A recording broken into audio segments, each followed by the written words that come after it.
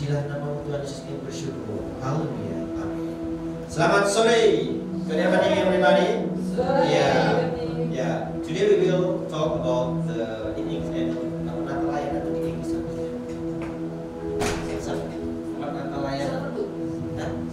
Servant Hood ya, bukan Robin Hood ya, but Servant Hood ya, Natal layanan. Nah, jadi bicara tentang Natal layanan gereja dalam hal ini gereja baptis, saya mau tanya dulu nih teman-teman, kira-kira fungsi dari pemerintahan, misalnya kita kan Indonesia ini ya, kenapa harus ada pemerintahan? Yo, kenapa harus ada pemerintahan? Biar teratur. Mas Dokter, kenapa harus ada pemerintahan? Anggap aja ini Indonesia, ya. Kenapa Indonesia harus ada pemerintahan? Semuanya bisa terjangkau dengan hati. Adil, wah ya ini berarti PPK-nya bagus ya. Oke, satu lagi, Mas Ferry, kenapa atau Mas Farel, kenapa harus ada pemerintahan? Menurutmu kenapa? Ngapain harus ada pemerintahan? Kan kita menjadi warga Indonesia biar seperti ini aja. Menurut kalian kenapa? Supaya apa? Supaya nggak terjadi konflik. Wah, keren sekali calon kabar eskrim kita ini. Haleluya. Ya. Oke, sekarang pertanyaan berikutnya. Kira-kira pemerintahan Indonesia ini isinya apa saja? Presiden. Oke, siapa presiden kita? Jokowi. Masih Jokowi ya. Iya, oke. Sebentar lagi Pak Prabowo. Oke. Ada presiden berikutnya? Gubernur. Ya, gubernur itu pemerintah apa biasanya? Pemimpin atas apa? Provinsi. Ada presiden, ada gubernur, ada apa lagi? Ketua. Bupati. Ketua. Ketua apa? Ketua BPR.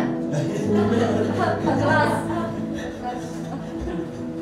Ketua BPR. Oke, ada lagi. RT/RW. Masing-masing itu punya tugasnya masing-masing ya. Kalau ketua RT/RW itu, apakah dia bisa melakukan tugas seperti tugasnya Pak Lurah? Oke ya, jangkauannya beda ya. Tapi Pak Lurah bisa nggak mereka menjangkau tugasnya Pak RT dan Pak RW? Kira-kira? Ya kalau turun ya bisa ya, karena tanda tangan harus ke Pak Lurah dan sebagainya gitu ya. Jadi dari kecil ke atas itu nggak bisa, dari atas ke bawah itu bisa gitu kan. Oke, sekarang gereja baptis atau gereja pada umumnya ini juga punya pelayan, ya maksudnya juga punya tim yang digunakan untuk keberlangsungan gereja itu sendiri. Nah, bicara tentang pelayan gereja, kira-kira apa yang Anda kenal atau apa saja yang Anda kenal tentang pelayan gereja? Di dalam gereja itu biasanya itu ada apa saja? Majelis, oke. Gembala sidang, pemusik. Ya, pemusik itu bukan pemusik bagian dari pelayan ya. Tapi saya maksud tadi ada gembala sidang, ada majelis, ada apa lagi? Kira-kira yang Anda kenal? Ya, jemaat ya, oke. Ada lagi? Penatua. Persembahan. Ya, itu pelayan ya. Ya, di sini saya ingin memperkenalkan khususnya di lingkungan gereja baptis itu di dalamnya itu isinya apa saja sih? Ada pendeta pasti ya, pendeta itu pasti. Tapi saudara-saudara, kita akan membuka dulu dalam 1 Timotius ya, 1 Timotius 3 ayat 1 sampai 6. Ini judulnya syarat-syarat bagi penilik jemaat.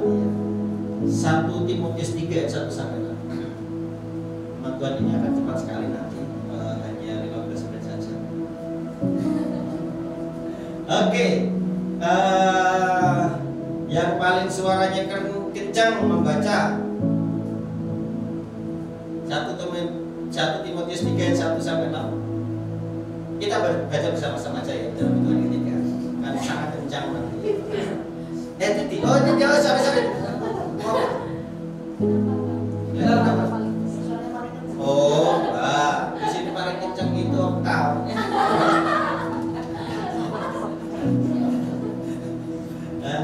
Dia teriak aja orang tidur nggak bangun.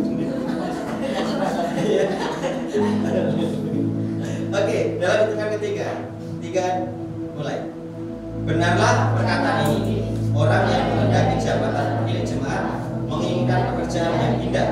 Karena itu, pemilik jemaat haruslah seorang yang tenang cacat, sesuai dari sendiri, dapat menahan diri, bijaksana, sopan, suka memberi tumpangan, cakap mengajar orang, bukan meminum, bukan mengarang, melainkan tenang, damai, hamba, seorang kepala keluarga yang baik, disegani dan dihormati oleh anak-anaknya. Kalau seorang tidak tahu mengepalai keluarganya sendiri, bagaimanakah ia dapat mengurus jemaat Allah? Janganlah ia seorang yang baru bertobat, agar jangan ia menjadi sombong dan penakut bisnis. Hendaklah ia juga mempunyai nama baik di luar jemaat, agar jangan ia digugat orang dan jatuh ke dalam jerat iblis. Saudara-saudara, ini adalah dasar utama, ya, khususnya dalam, sebenarnya ini pada umumnya gereja-gereja itu untuk menyiapkan atau untuk menyiapkan pelayan-pelayan di dalam gereja. Ini salah satu syarat utamanya di sini. Ya. Mereka adalah orang-orang yang dikatakan di sini tadi yang sopan, suka memberi tumpangan, cakap, yang disegani, gitu kan. Tahu nggak kalau di dalam bahasa Jawa itu disegani itu tahu nggak? Disuap nasi, kan pakainya segan.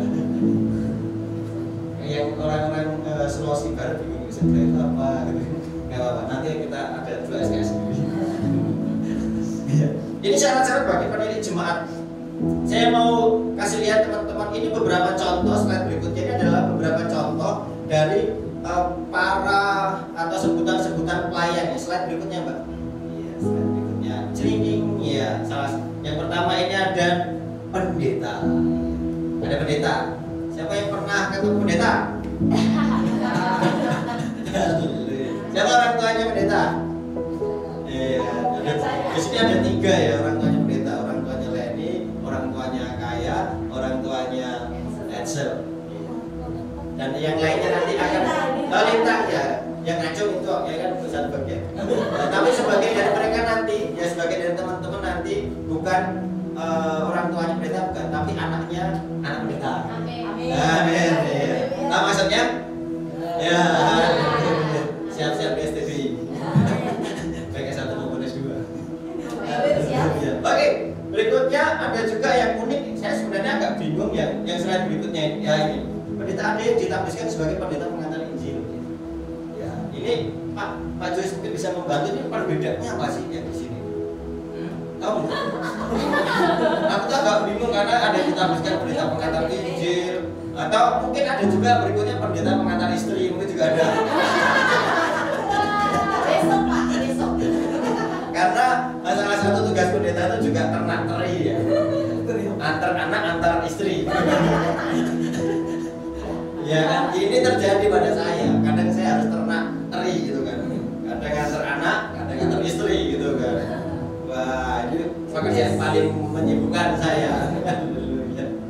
Oke, berikutnya ada evangelis. Ada yang di, ya, ya bedanya P E.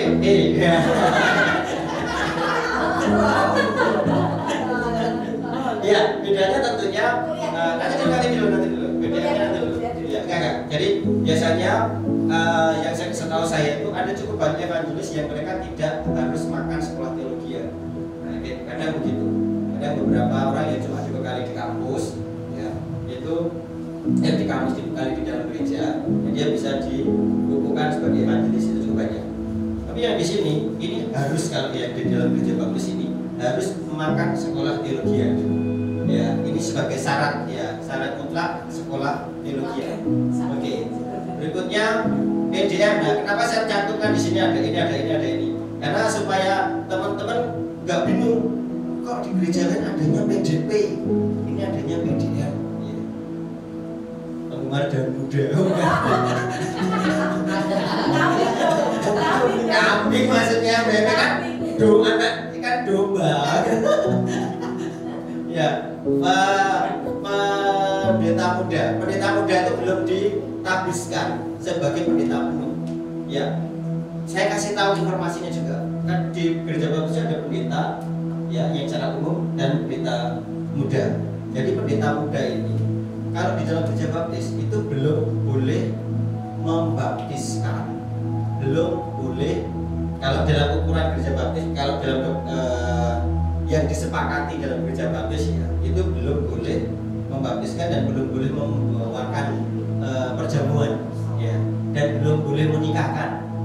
Tapi kalau di lapangan ya seperti saya kan kebanyakan sering di lapangan ya, kadang saya melakukan itu ya, tapi ini sebenarnya teman-teman ini bukan hal yang saklek di lapangan harus ya nunggu pendetanya dan sebagainya. Karena saya pernah mungkin waktu itu saya bersama Pak Joyce waktu itu kalau nggak salah pernah jadi ketua penerimaan mahasiswa itu dari Papua itu kan sudah ke Semarang itu belum dibaptiskan ya, gara-gara ini apa? Nunggu pendetanya datang nggak datang gitu yang pertama. Tapi berikutnya ada yang beralasan karena biaya baptisan itu mahal sekali, harus menyediakan bapila dan indang itu.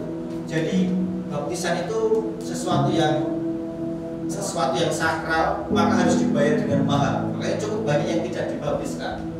Nah akhirnya karena situasi seperti tadi, terus sebelum karena kan di STP kan harus dibaptiskan.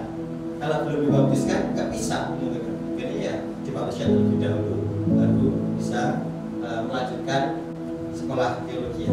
Itu mahasiswa lanjut nggak Pak? Oh enggak ya? Oh.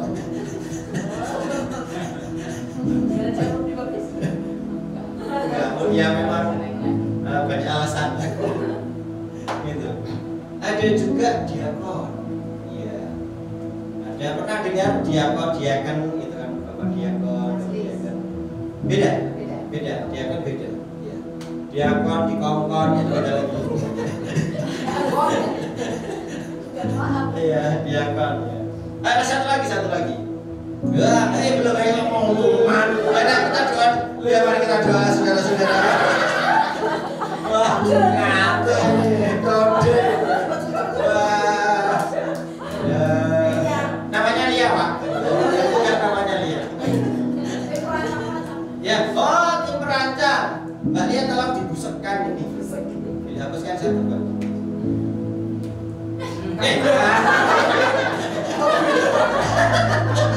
Ya wes tak apa-apa. Ya.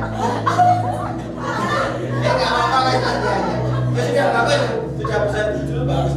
Ya keluarin lagi deh, enggak apa-apa deh. Ya. Klik lagi ya udah. Saya bilang ya sore ini. Oh, ya. Oh, sabar Pak. Ya sabar. Ya, saya juga sabar dengan kamu. Tim perancang. Nah, ini tadi yang disebut Mas Okta tadi. Kalau di gereja pada umumnya itu disebut majelis, ya. Majelis dan tugas majelis itu biasanya kalau di gereja-gereja Protestan itu cukup sakral ya, cukup sakral dan iya, dan mau khotbah itu Alkitabnya diberikan oleh majelis ya biasanya gitu, dan selesai diberikan kepada majelis juga ya. Pernah waktu itu Pak Jus rebutan Alkitab sama majelis ya. Karena bingung, karena nggak punya budaya dibaptis gitu kan. Ceritanya gimana Pak? Tuh kan? Bawahnya bukan Alkitab kan? Oh gitu. Punya pribadi Alkitab. Jadi baca bawahnya Nggak terlalu modern. Beberapa gereja tertentu pasti nggak terima ini nggak kurang kitab. Harusnya ya Alkitab tuh kertas ini gitu kan. waktu diberikan itu saya akhirnya saya waktu itu kamu saya tadi bawa Alkitabnya yang dibeli gitu. Saya bawahnya soalnya saya baru saya beli gitu. Karena diserahkan. Sekarang bawahnya Alkitab. Ada pertobatan gara-gara itu saudara-saudara. Saya belum tobat. Padahal ada ratusan Alkitab di sana. Ya, ini tim perancang. Saudara-saudara, ini adalah salah satu bagian tim kerja sebenarnya. Ini biasa disebut sebagai gembala yang menggembalakan pemimpin utamanya. Terus ini biasanya juga Gembala kayak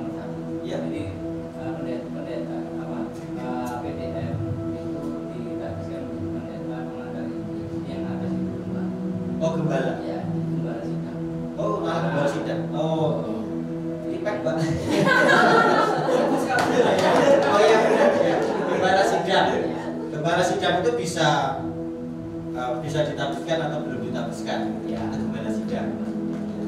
Gembala.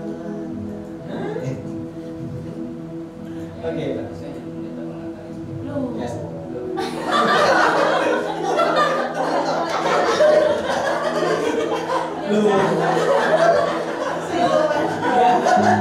Gak apa-apa, udah.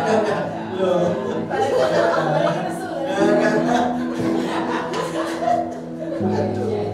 Ya, gembala sih. Ya, jadi dari yang belum PDM dulu, jadi misalnya mahasiswa datang sebagai pelajar itu, kadang ada juga yang belum di PDM kan, sudah mengembalakan juga sudah ada. Sudah. Tapi biasanya setelah beberapa saat, akhirnya dikukuhkan sebagai PDM. Setelah dikukuhkan sebagai PDM, akhirnya dikukuhkan sebagai pendeta pengantar Injil. Nah, di dalam perjalanan ini ada orang-orang yang dikukuhkan sebagai majelis. Saya sebelum jadi PDM di salah satu gereja saya dikukuhkan sebagai majelis. Ya. Tapi biasanya evangelis itu hanya bersifat gereja lokal. Ya, misalnya di sini Mas Diki dikukuhkan sebagai majelis. Terus suatu ketika Mas Diki pindah ke denominasi atau pindah gereja yang lain, ya bukan urusan dari sini. Ya biasanya evangelisnya itu ditinggal. Nah, begitu. Tapi tetap dikit saja. Gitu. PDM juga begitu. PDM sering kadang begitu. Nah, yang tidak itu ini. Ya, kalau sudah itu dia tetap pendeta, kecuali ada masalah moralitas dan sebagainya itu. Iya, ada yang seperti itu. Oke, terus ada diakon dan tim perancang. Tim perancang ini adalah bagian dari orang-orang yang akhirnya menolong keberlangsungan gereja. Kenapa saya perlu sampaikan ini? Yang pertama, ini sebuah pengajaran tentang pengenalan tentang baptisme. Ya. Tapi berikutnya adalah ini supaya kita siap-siap. Siap-siap maksudnya begini teman-teman. Suatu saat kita nggak akan seperti ini terus. Belum ada tim perancang karena kita masih sedikit, ya masih kita bisa ngurusi bareng-bareng. Nanti kalau sudah ratusan bahkan ribuan itu harus ada tim pemikir ya, tim kerja yang mulai bersama-sama. Biasanya tim perancang ini tidak digaji, biasanya ini totalitas pelayanan dari jemaat. Kalau yang kadang ada gaji itu karena dipanggil itu kan pasti kepala sidang, pendeta, untuk PDM, diakon pun tidak. Ya, diakon pun tidak digaji. Setahu saya tidak ada yang digaji ya, Pak ya. Kalau diakon tidak. Kalau ini biasa digaji. Kalau gerejanya bisa gaji. Donasi. Donasi besar 350 juta. Iya. Tapi ucap syukur ya. Ya ini teman-teman. Jadi teman-teman kenalilah karena kita bersama-sama berkomunitas dalam gereja baptis supaya teman-teman tuh tahu. Oh, di gereja baptis itu sebutannya ini, sebutannya ini. Di gereja baptis sekali lagi tidak ada PDP. Ya, tapi ini tidak mempengaruhi keselamatan ya.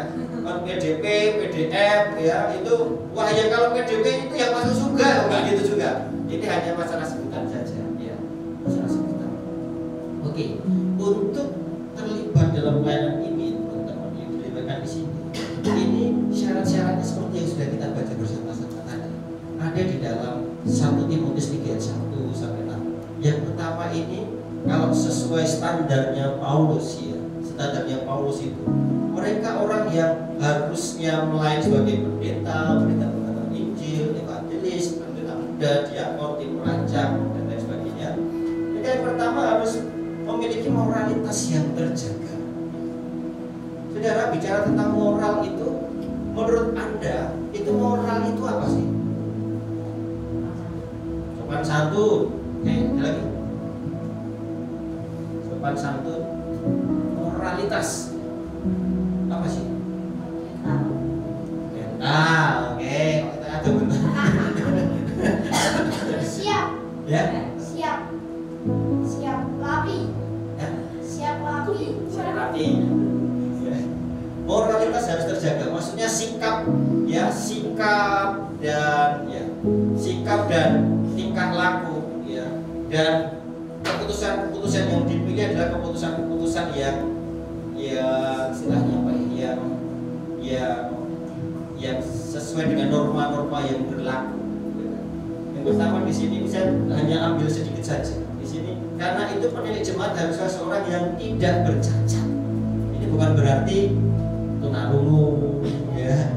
Ya bukan difabel ya, atau tunagrahita, tunadaksa, ikan tuna. Beda ya. Kejauhan ya. Haleluya, mainnya ke laut sih. Ya, syaratnya ketika teman-teman mau misalnya ke depan mulai mendoakan, misalnya saat itu sudah punya panggilan, oh ternyata ada diakon, oh ternyata ada tim merancang. Wah, siapa tahu teman-teman mulai ada panggilan, wah saya akan jadi tim merancang nanti, saya ingin jadi diakon, siapa tahu ya.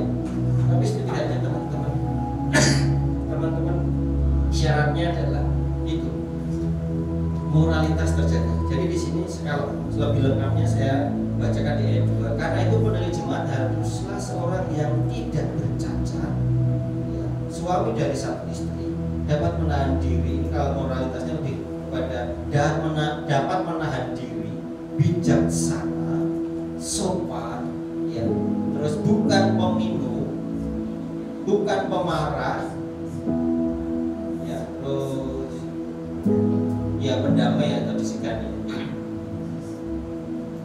Slide tadi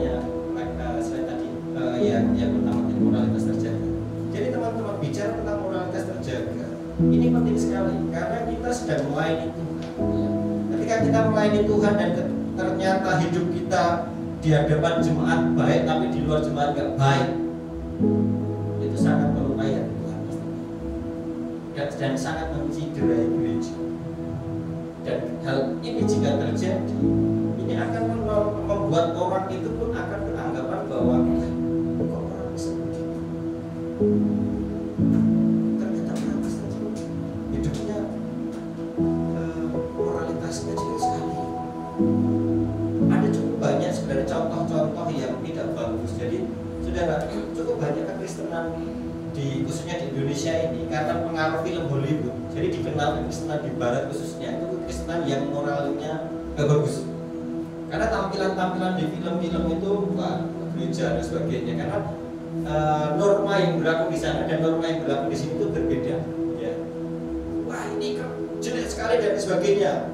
Misalnya norma yang tidak baik, contoh sederhananya orang-orang Kristen di sana itu kayak anak-anak itu kalau manggil pendeta itu kadang tidak menyebut bapak atau siapa, harus nyebut namanya.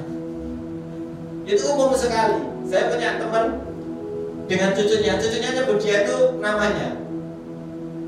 Tapi sebenarnya kalau bicara tentang norma, itu kalau di sana oke, kalau di sini tidak oke. Ya. Terus norma berikutnya adalah di sana itu ya sebenarnya normanya yang di sana itu banyak bagusnya, tapi karena di film-film Barat itu kadang hal-hal yang tidak berkenan itu seperti diajarkan sebagai ini loh orang Kristen di sana itu begini. Misalnya mudah ganti pasangan, berciuman di area umum dan sebagainya. Padahal sebenarnya saya pernah itu punya teman dari Barat ya. Teman dari Barat itu ketika datang ke sini ya. Ya. Bukan, Nusantara Barat. Ya, saya masih ingat waktu itu saya belum menikah sama istri, ya. Dan saya di Salatiga itu ada satu teman saya yang sudah lama nggak ketemu. Waktu ketemu tuh langsung mau memeluk gitu kan. Tapi dia izin dulu. Saya ingat sekali bilang sama pacar saya dulu, kenai harga gitu kan. Ya, karena budaya itu saya tak kuasa menolak. Maksudnya, saya bilang oh jangan gitu, karena dia bilang gitu ya. Dan dia sudah izin juga dan saya menempatkan dengan budayanya, tapi di sini atas izin gitu kan. Dan saya melihatnya sebagai teman oke. Tapi sebenarnya kalau itu dilihat secara umum itu kurang pas. Ya normanya kurang pas. Nah, jika waktu itu saya sudah hamba Tuhan dan sebagainya, tentunya saya tidak akan terima. Ya. Tapi saat ini ketika cukup banyak teman-teman datang itu, ya hugging itu oke saja. Ya saat ini ya cukup banyak ya hugging, maksudnya peluk dan sebagainya. Tapi dengan ini ya tentunya saya sudah sedikit menjaga. Saya melihat ini ada di mana dulu, ada di mana. Jadi saudara-saudara, ini penting sekali seorang yang tidak bercacat. Jadi ketika kita mau terlibat dalam pelayanan atau mau menjadi salah satu dari pelayanan di dalam hal ini menjadi jemaat, janganlah kita menjadi pribadi yang kita cacat secara normal gitu. Dan norma itu bisa berbeda-beda ya. Ini bicara norma ya teman-teman ya. Norma di sini beda dengan norma yang ada di Aceh. Oke, nggak usah jauh-jauh. Oke. Mbak Titi, norma yang menurutmu beda antara norma di Nias sama norma yang ada di Jawa ini kira-kira apa? Di sana kalau di sana boleh, kalau ternyata di sini tidak boleh atau sebaliknya? Khususnya di gereja tuh ini sih dalam berpakaian. Ya. Kalau di Nias itu kalau cewek-cewek nggak boleh pakai celana. Kalau di sini tuh boleh celana. Jadi kalau di Nias tuh nggak boleh. Oh, malah justru tidak boleh pakai celana ya? Nggak boleh, harus rok. Oh, oke. Padahal ada di satu tempat itu yang bolehnya harus pakai celana, nggak boleh pakai rok. Tapi di Nias tuh rok semua, harus celana nggak boleh. Oke, secara norma itu kalau perempuan ke gereja pakai celana panjang itu orang langsung kok gitu kan? Nggak Jadi sopan. aneh gitu. Nggak hanya aneh tapi dibilang nggak sopan Nggak gitu. sopan. Oke. Suka kan nggak boleh pakai celana. Nggak tahu. Karena itu Oh, mungkin. Apalagi kalau Iya, sama celana panjang ada rok. Oh iya.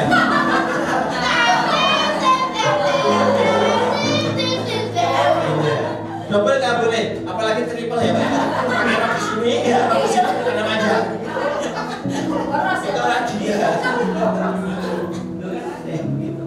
Jadi teman-teman, norma ini tidak bercacat bicara tentang norma, jadi harus disesuaikan normanya, ya, disesuaikan tempatnya. Jangan kalian berpikir seperti ini. Misalnya, khususnya yang cewek-cewek, ketika mau pelayanan di wilayah Nias, ya di sana dianggap nggak sopan menggunakan celana panjang, ya jangan menggunakan celana panjang di sana, karena itu bercacat nanti. Jangan menantang, ya papa, Tuhan Yesus aja laki-laki pakai rok, gitu kan?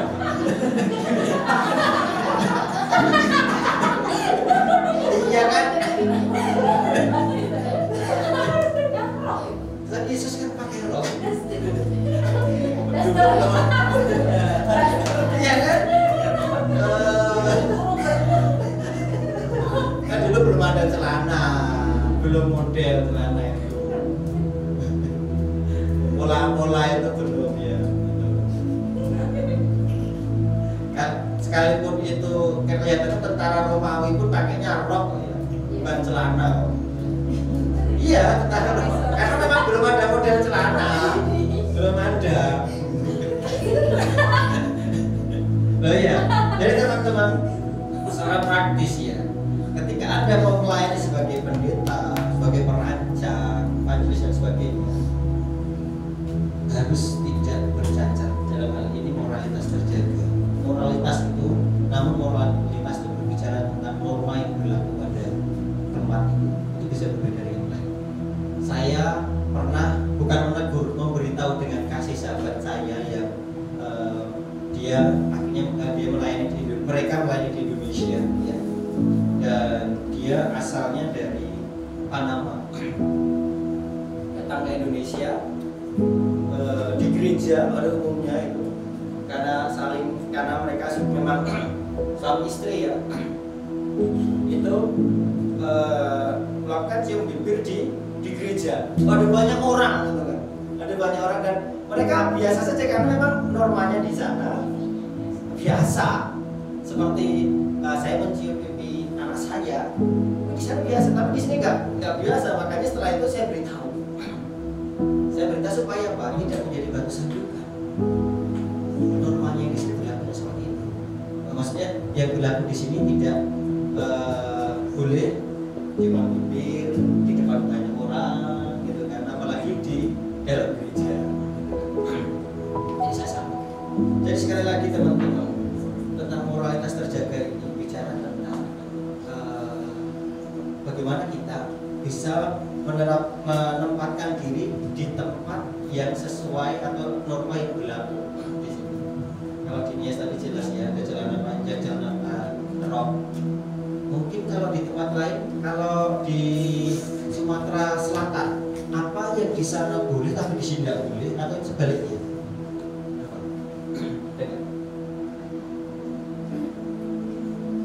Nggak ada aturan. Atau mirip-mirip di sini? Atau mirip-mirip? Kalau di Sulawesi Barat ada yang di sana boleh dan di sini tidak, atau demikian sebaliknya? Ada yang beda nggak Sulawesi Barat dan dengan Jawa Tengah? Ada nggak, memperhatikan nggak? Oke, kalau di Jawa Tengah bagian selatan sama bagian sini itu ada sedikit beda. Misalnya di Jawa Tengah selatan bagian Solo sampai ke sana itu bicara tentang moral itu makan nggak boleh bunyi. Misalnya begitu. Ya di sini, kalau nggak bunyi nggak asik. Enak aja bunyi. Kalau saya masih ke bawah budaya selatan, budaya Solo dan sebagainya. Makanya saya kalau ngajarin anak-anak untuk makan itu nggak dibuka. Tapi masalah norma saja, kebiasaan. Ya kalau berikutnya sebenarnya supaya nggak kemana-mana, nggak nyembur kemana-mana sih. Karena kebiasaan saya di sana itu tidak istilahnya tidak kecap gitu. Makanya kalau kadang mendengar yang suara itu agak risih gitu kan. Tapi sekali lagi loh, saya ada di mana? Kadang ada orang yang menikmati makanan dengan cara itu, ya pilihannya. Tapi itu bukan tidak mempengaruhi keselamatan. Ya. Gitu. Tapi nggak tahu kalau table manner itu termasuk atau enggak ya? Saya secara internasional harus tutup mulut, nggak bunyi. Atau makan bunyi makan atau perang? Iya. Gitu. Terus ada yang di satu tempat itu makan harus pakai tangan. Makanya kalau teman-teman datang, kalau budaya asli Lombok itu tidak boleh pakai sendok sebenarnya. Jadi rumah makan di sana kebanyakan tuh nggak menyediakan sendok. Kalau minta baru dikasih. Ya. Terus cuci tangan harus bareng-bareng. Ya, di sana. Jadi satu koboan itu bisa nih makan orang 10, koboannya cuma satu. Yang pertama makan itu yang pertama cuci itu ke pemimpin atau yang dituakan, yang lainnya ke berikutnya. Kalau yang masih pertama itu masih bersih ya. Berikutnya tangan udah kotor cuci lagi. Itu harus muter itu. Perjamuan. Itu setelah itu jadi kayak sok gitu.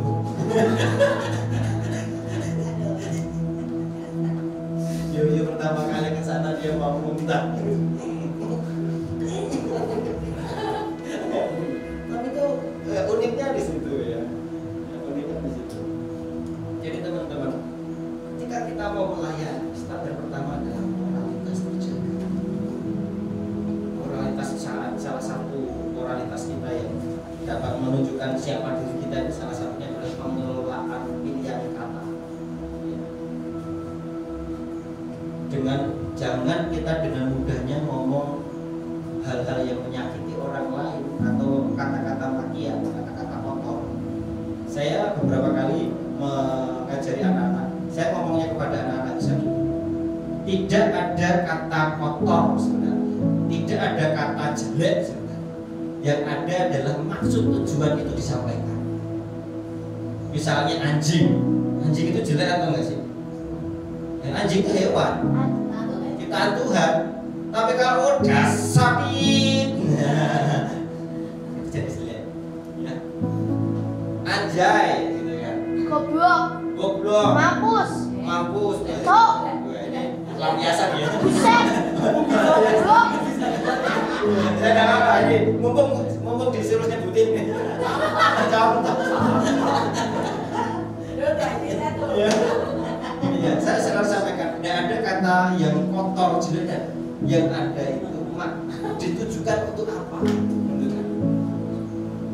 Goblok itu kan sebuah artian bahwa tidak bisa mengerti dengan baik kan? Itu memang fakta kan? Tapi kalau dasar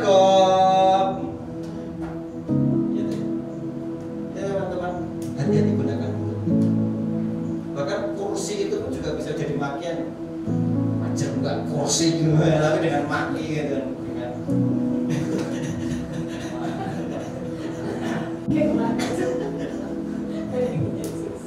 kursi lipat maksudnya. Dilipat-lipat kan marah yang dilipat. Jadi mari kita gunakan mulut kita dengan baik. Terus mari kita berrelasi dengan baik dengan sesama kita yang lain. Mari kita pikirkan hal yang berkenan di hadapan Tuhan. Saya tuh pernah diajak teman, padahal saya tidur di gereja ya. Setelah tidur di gereja terus pagi-pagi saya diajak lari-lari jalan-jalan gitu. Saya masih kecil. Teman saya itu dengan PD-nya itu akhirnya setelah itu saya benar-benar trauma gitu. Waktu itu ada sandal Neckerman atau apa kan cukup keren ya di pinggir di depan rumah. Diambil loh. Bawa pergi. Jadi itu sandalnya orang gitu kan. Saya kaget lagi. Setia ke gereja, ya. Selalu minta untuk berdoa dan sebagainya. Tapi ternyata jalan-jalan pagi, milik orang lain diambilin. Ada yang seperti itu. Seharusnya kita tidak seperti itu. Waktu itu saya masih kecil, jadi saya mau bilangin ke orang yang lebih besar, percuma. Akhirnya saya membuat ilfil saja. Ini kok begini tuh? Saya jadi takut untuk diajak pergi dengan orang besar. Saudara-saudara, yuk jaga moralitas kita. Ini penting banget. Terus berikutnya saudara-saudara bicara tentang moralitas. Sekarang itu kadang orang datang ke gereja, memang kita bisa bebas ya ke gereja pakai baju apa saja. Tapi yang sopan, yang santun, ya. Ada yang menurut saya sebenarnya juga tergantung kita. Cuma kalau kita sesuaikan budaya kita saat ini ya. Ada yang begitu seksinya pakai singlet saja dan wah sama Tuhan kan bebas gitu kan. Tapi kalau datang ke Pak Presiden apa, wah harus rapi. Saudara, kadang orang itu menciderai dirinya sendiri dengan hidup bercacat. Di sini saya tidak bicara tentang pakaian, saya tidak sekali termasuk itu. Kalau Anda datang terus semuanya harus tertutup, kalau pakai hijab. Nggak selimut Pak. Nggak selimut, kedinginan. Ya, jadi teman-teman sudah tahu standar-standar. Kenapa saya tidak menyebutkan secara detail? Karena norma itu bisa berbeda di satu tempat dengan tempat yang lainnya. Tapi itu masih saya hanya sebutkan ada perbedaan-perbedaan. Oleh karena itu gunakanlah atau persiapkanlah dirimu atau berlakulah sesuai dengan norma yang berlaku pada tempat itu, ya, pada daerah tersebut atau pada jemaat di mana Anda berada. Oke, sekarang lebih mengerucut. Kira-kira norma yang berlaku di sini apa? Di tempat komunitas kita saat ini. Apa kira-kira? Ya sebutin ya. Kita sebutin apa yang berlaku di norma di sini.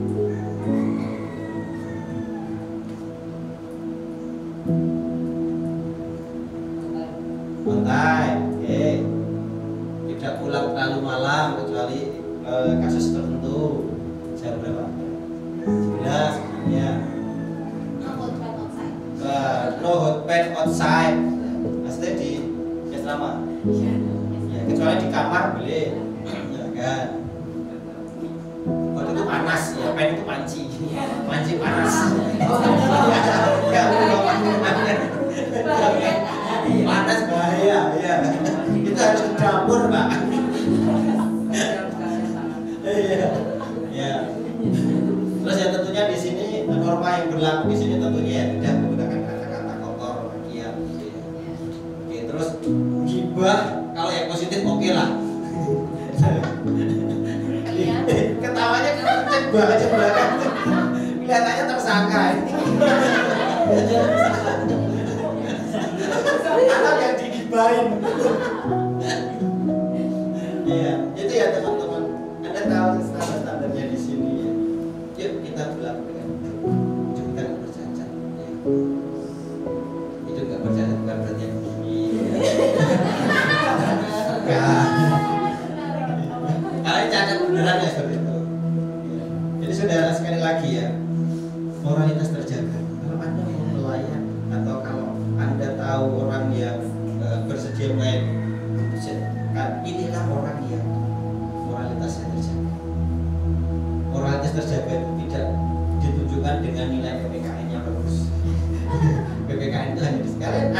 pernah ada pelajaran PPKN nggak? Nah, apa yang disebutin PPKN apa? Pendidikan?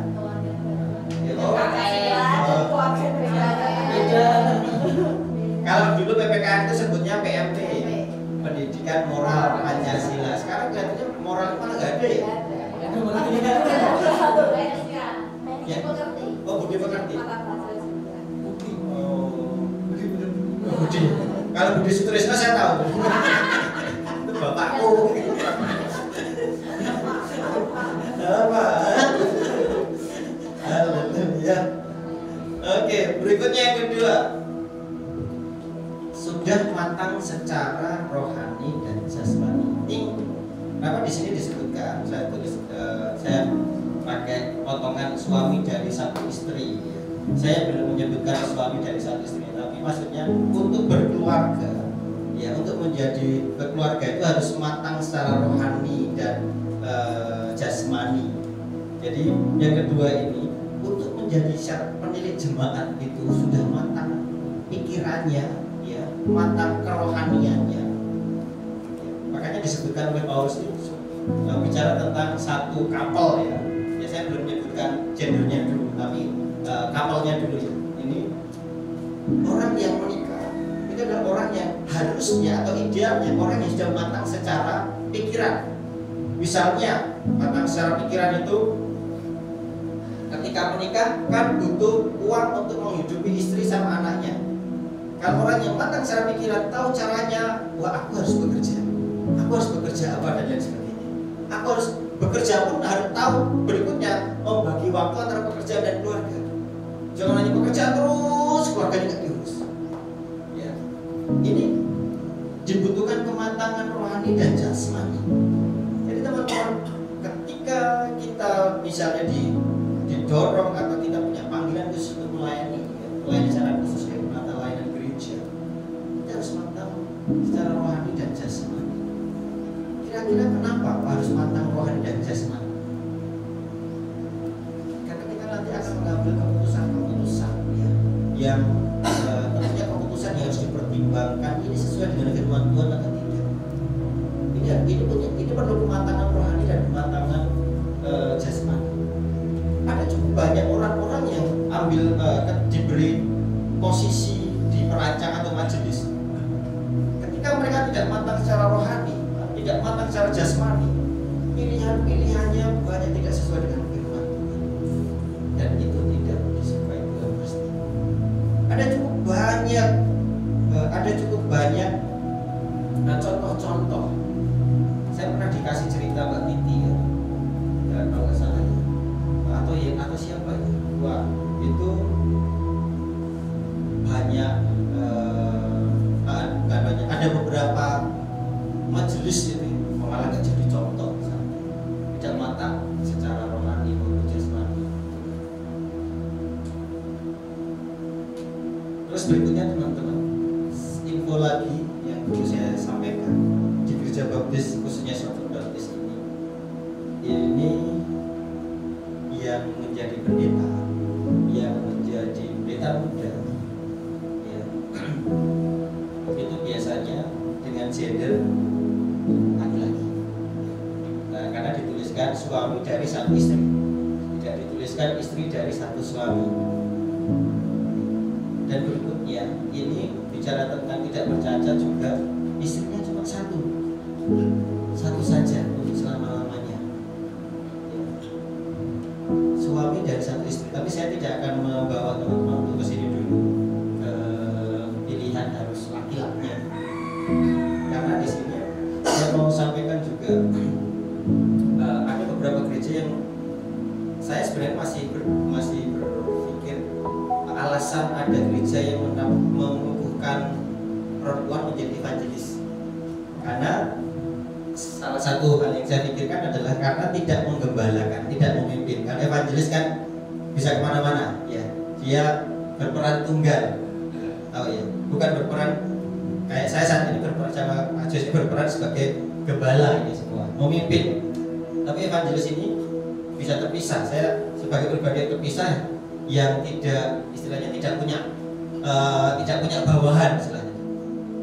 Jadi teman-teman, gereja baptis menganut pada pilihan bahwa gembala sidang, bahwa pendeta, bahwa pendeta muda itu harus hati-hati.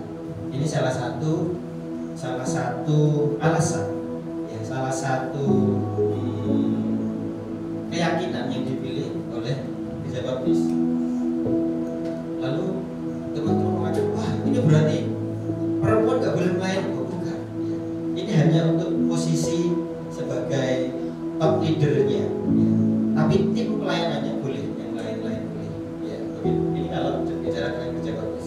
Karena mengacu pada satu firman Tuhan di dalam 1 Timotius 3 ayat 2. Karena itu pendiri jemaat haruslah seorang yang tak bercacat, suami dari satu istri, ya, dapat menahan diri. Karena yang dituliskan suami dari satu istri, dan ada pendukung-pendukung yang lain sebenarnya.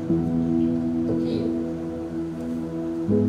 Tapi ini sebenarnya juga teman-teman bukan berarti gereja-gereja yang lain di luar sana berarti gereja sama dan sebagainya. Mereka punya istilahnya ayat pendukung tersendiri, alat pendukung sendiri untuk meyakini keputusannya. Tapi saya mau sampaikan di gereja baptis yang diambil adalah pemimpin itu harus laki-laki, ya, harus laki-laki. Jadi khususnya Mbak Lia itu walaupun sekolahnya sampai S1, S2, S3 tidak bisa jadi pendeta. Tapi istri pendeta bisa, tapi dia nggak mau. Belum ya? Nggak mau. Masih nggak mau. Ada juga orang yang mengatakan, kenapa kamu sekolah di STBI? Kan nggak bisa jadi pendeta. Memimpin dalam banyak hal bisa. Memimpin dalam mengajar dan sebagainya masih banyak tempat atau ruang untuk yang bisa dilakukan untuk pelayanan. Oke, kenapa saya sebutkan ini berikutnya? Ya kan untuk mengenal gereja baptis seperti apa. Tapi ini tidak mempengaruhi keselamatan, loh ya. Tidak mempengaruhi keselamatan. Yang terakhir, saudara-saudara, syarat pemilik jemaat, ya. Poin yang terakhir, berintegritas. Integritas ini saya ambil dari ayat dalam cuplikannya ini, hendaklah ia juga mempunyai nama baik di luar jemaat.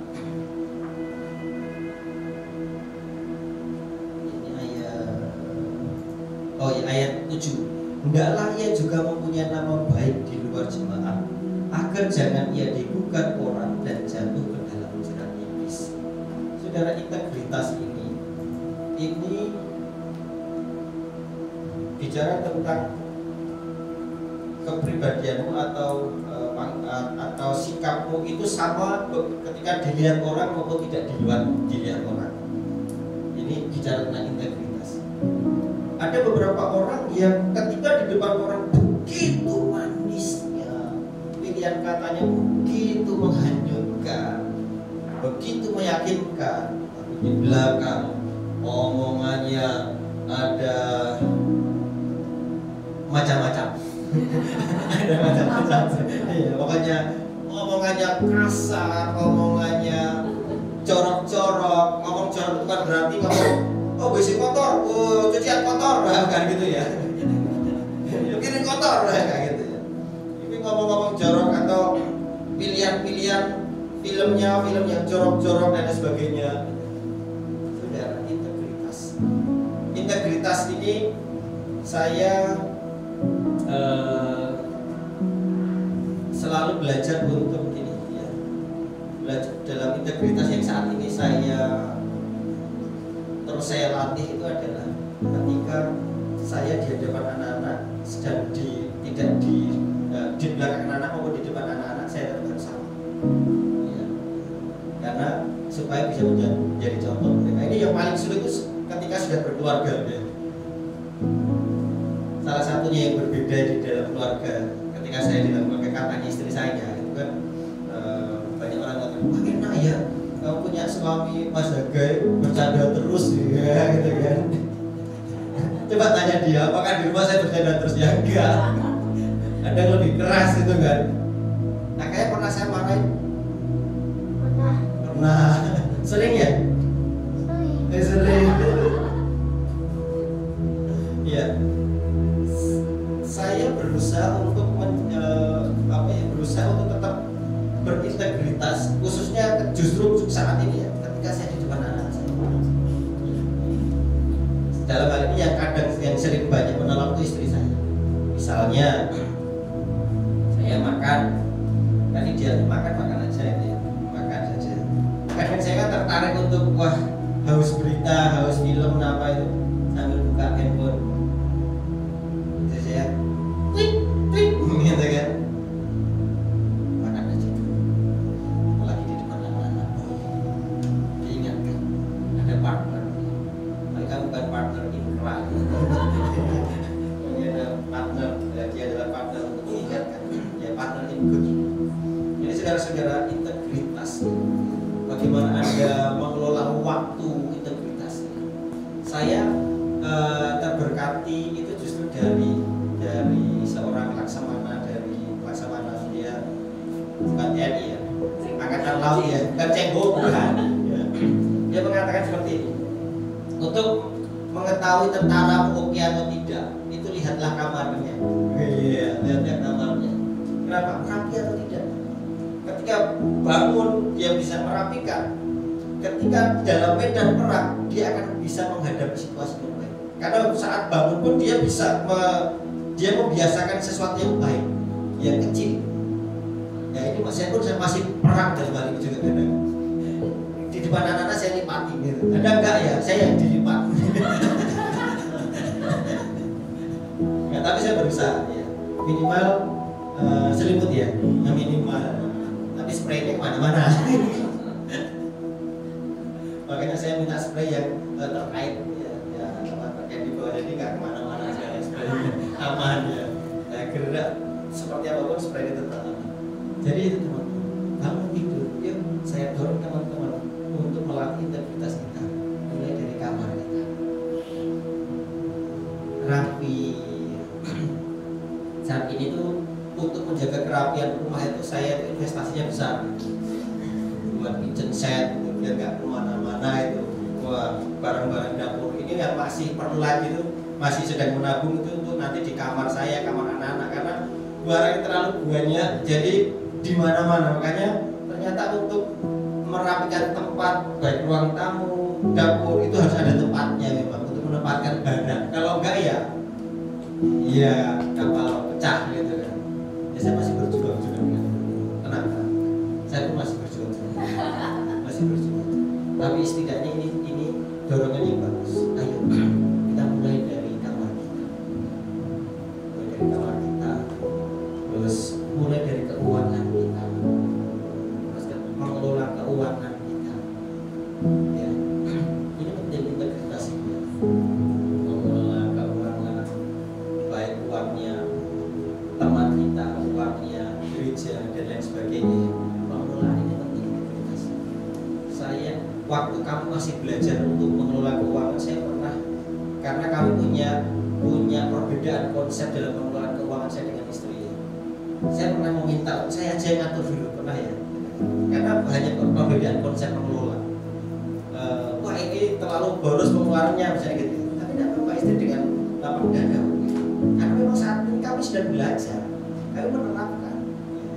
Tapi kalau saya bukannya boros tapi terlalu pelit, bukan pelit perhitungan, karena saya memang kalau enggak bukan waktunya keluar tidak akan keluar sama sekali, tapi ketika keluar ya banyak, ketika itu sudah ada posnya, ketika ada dukungan dan sebagainya. Saya selalu tanya ini itu apa, untuk siapa. Kalau untuk keluarga ya kami gunakan untuk keluarga, kalau tidak berarti akan ada invoice yang keluar, ini untuk apa dan apa gitu. Makanya sudah di gereja ini, ketika nanti teman-teman terlibat pelayanan integritasmu diuji di dalam perkataanmu ya, diuji di dalam perkataan dan keuangan, dan berikutnya integritas teruji saat kalian ada di dalam situasi terjepit. Ketika Anda situasi terjepit itu aslinya kalian itu akan terlihat di situ. Ketika menghadapi situasi apakah makian yang akan muncul, ya berarti di dalamnya masih belum beres. Ya, saya tidak mengatakan itu wah itu jahat atau enggak, karena kita masih berproses. Kecuali kita sudah pernah mendengar beberapa kali informasi tentang pengelola perkataan, ya makian dan sebagainya, tapi kita masih melakukan, nah itu yang masih ada masalah, perlu diberesin. Karena saudara-saudara, ketika ada makian yang keluar, kata-kata yang keluar, umpatan-umpatan yang keluar, itu munculnya kan dari dalam hati. Saudara, siapa yang sore ini tadi gosok gigi pakai pasta gigi? Ya, pasta gigimu apa mas? Ciptaden. Di dalam tulisannya di depan pasta gigi ya, tulisannya di selongsongnya pasta gigi ya. Ketika kamu melotot keluarnya apa? Pasta gigi ya? Iya, pasta gigi. Demikian hidup kita begitu. Kalau yang isinya dalamnya pasta gigi, kalau dipelotot ya pasta gigi. Kalau di dalamnya saus, dikeluarkan ya saus. Kalau di dalam kita isinya banyak kepahitan, banyak kata-kata kotor jelek, pikiran jelek, ketika dipelotot atau ketika tertekan, yang keluar kata kotor. Karena di dalam isinya itu. Pahamnya di sini ya. Makanya perbanyaklah perbendaharaan katamu dengan firman Tuhan. Jadi ketika kalian ada hentakan, ada tekanan, yang keluar adalah tetap ucapan syukur, ya minimal kesabaran.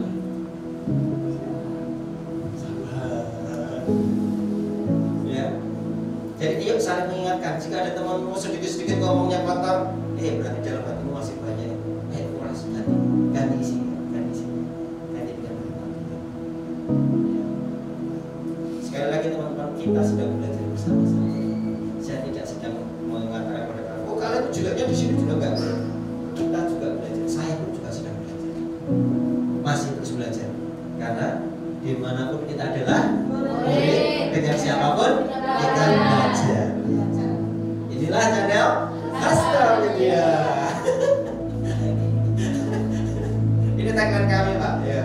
Jadi dimanapun kita adalah dengan siapapun kita. Iya. Lama-lama nanti tagline-nya SMK Paulus itu nanti. Karena banyak yang magang ke sini akan paham itu nanti. Jadi teman-teman, syarat untuk melayani itu kan, entah itu pendeta, entah itu perancang atau yang berjalan majelis atau pendeta muda, moralitas terjaga, sudah matang secara rohani dan jasmani. Syarat khusus di gereja baptis ini laki-laki ya, syarat khusus ya. Terus berintegritas. Kami bersyukur Tuhan Yesus, Engkau menolong kami dan memberkati kami. Engkau mendidik kami untuk kami menjadi pribadi yang memiliki moralitas yang terjaga. Kami menjadi pribadi yang matang secara rohani dan jasmani. Mendidik kami untuk kami menjadi pribadi yang berintegritas. Tuhan berkati kami, berkati setiap umat. Bila kami senantiasa berkenan ampuni Tuhan segala dosa dan segala nyawa. Jika masih kadang dapat hidup kami dan khususnya kami memberi kepercayaan pelayanan hidup kami masih dapat ampuni Tuhan dan Tuhan kami siap untuk benar-benar hidup sesuai dengan kami. Pakai kami Tuhan dan layakkan kami. Dalam nama Tuhan Yesus kami berdoa. Haleluya.